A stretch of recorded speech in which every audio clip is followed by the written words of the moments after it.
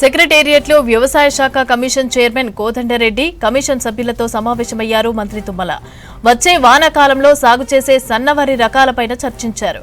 వచ్చే ఖరీఫ్ సీజన్ కోసం అందుబాటులో ఉంచాల్సిన వరి రకాల ఎంపిక, విత్తన లభ్యత, సాగు ప్రణాళికలపైన చర్చించారు.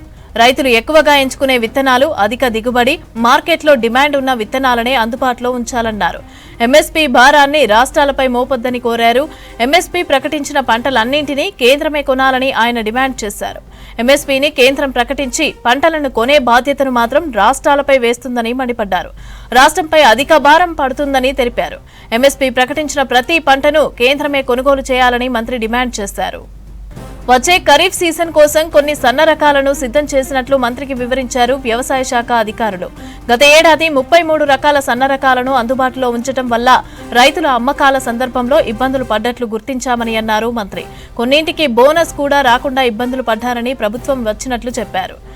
ఇక ఈ ఏడాదైతే అలాంటి సమస్యలు రాకుండా పరిమిత రకాలు, రైతులకు అధిక దిగుబడి ఇచ్చే రకాలు అందుబాటులో తెస్తామని అన్నారు తుమ్మల.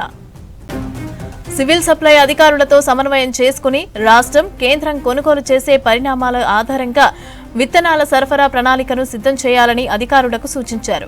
ప్రజాపాలన ప్రగతి ప్రణాళికలో భాగంగా మే 4 నుంచి 9 వరకు జరిగే రైతు ఉత్సవాల కార్యక్రమంలో విత్తనాలపై ప్రత్యేక అవగాహన కార్యక్రమాలు నిర్వహించాలని ఆదేశించారు. మే 15 కల్లా ఎంపిక చేసిన విత్తన రకాలను రైతులకు సిద్ధంగా ఉంచాలని అన్నారు. ఇక అధిక దిగుబడి, మార్కెట్లో డిమాండ్ ఉన్న విత్తనాలనే రైతులకు అందుబాటులో ఉంచాలని స్పష్టం చేశారు మంత్రి.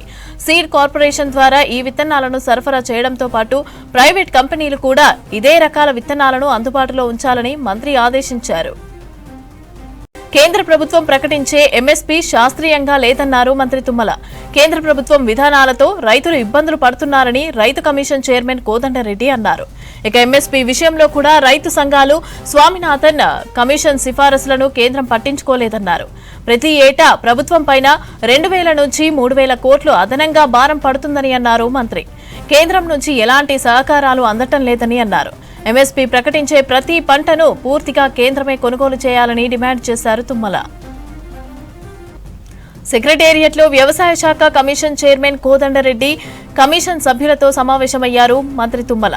వచ్చే వానాకాలంలో సాగు చేసే సన్నవరి రకాలపైన చర్చించారు.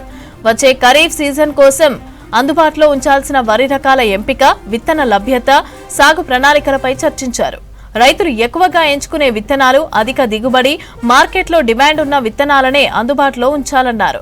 ఎంఎస్పీ భారాన్ని రాష్ట్రాలపై మోపొద్దని కోరారు.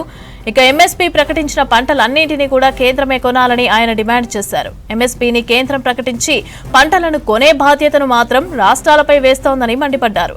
రాష్ట్రంపై అధిక భారం పడుతుందని తెలిపారు. ఎంఎస్పీ ప్రకటించిన ప్రతి పంటను కేంద్రమే కొనుగోలు చేయాలని మంత్రి డిమాండ్ చేశారు.